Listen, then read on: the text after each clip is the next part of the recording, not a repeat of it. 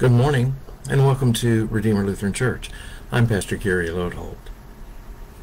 I noticed it first with the movies put out by Marvel Studios.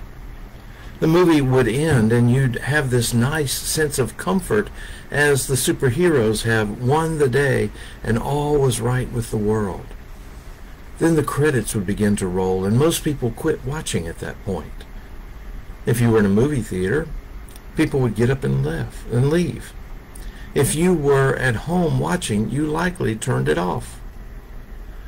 But Marvel Studios added a little segment at the end of the credits, sort of a cliffhanger that left a few things unresolved and pointed the way to the next movie in the series. And what that meant was that you could no longer ignore the credits that roll at the end of the film. You needed to watch who was the gaffer and the best boy and the casting director and the costume designer. And while you waited for the surprise ending, you learned that all these people were part of telling the story and had an important role. Well, I think we might view Holy Week a bit like that. This is Holy Week, the week when we focus on the final week before Jesus' crucifixion and ultimately his resurrection. And naturally, our eyes are drawn to the main characters in this profound drama. People like Jesus and Peter, Mary, Pilate, and Judas.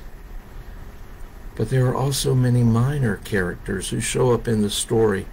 People who, if this were a movie, you might find in the small print of the credits that roll at the end. I thought that this week perhaps it would be interesting for us to look at some of these a little more than we usually do. And I think it would be fair to say that you've probably never heard a sermon about most of these people before.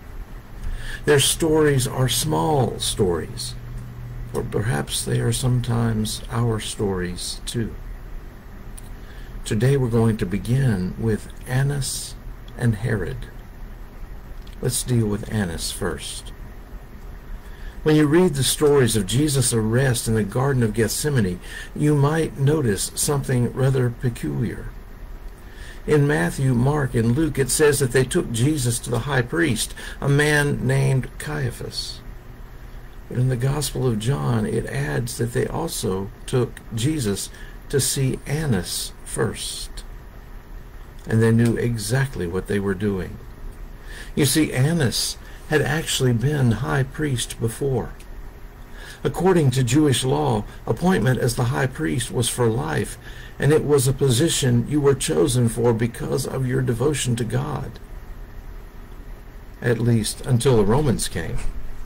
The Romans appointed their own choice to that role, and the one they chose about the time Jesus was born was Annas. He was a good politician, playing the game well. But then a new emperor came to power and deposed him. Annas was out, at least that's how it seemed. But in his place, over the next many years, 5 of his sons and 1 son-in-law served as the high priest in Israel. The son-in-law's name was Joseph Caiaphas. So the speculation is that while Annas wasn't the official high priest, he was the real power and brains behind the person with the title. Annas was really running things. And so the first place they took Jesus when he was arrested wasn't to Caiaphas, but to Annas. Everyone knew that in the end, the decision was his. Annas questioned Jesus, but then sent him on to Caiaphas to make the charges formal. But still, even though everyone knew that Caiaphas has the title and Annas has the authority behind the scenes, we have to know that their power is empty. Jesus has real power and authority. Later on in the story, Pilate learns that Jesus is from Galilee, and hoping to get rid of this problem, he sends Jesus over to King Herod for judgment. You see, while the Romans ruled the region, they set up puppet rulers over various areas, and to help keep the peace, they used a nation's regular leaders for this job.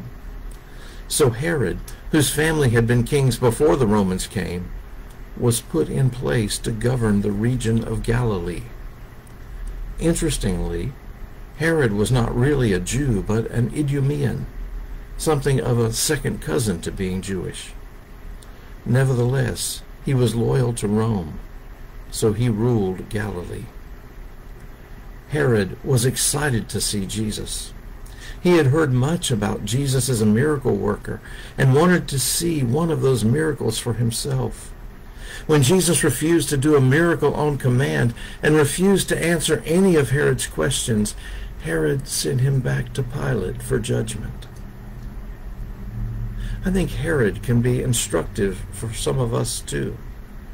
Like Herod, a lot of times we look to Jesus with a "what can you do for me" mentality.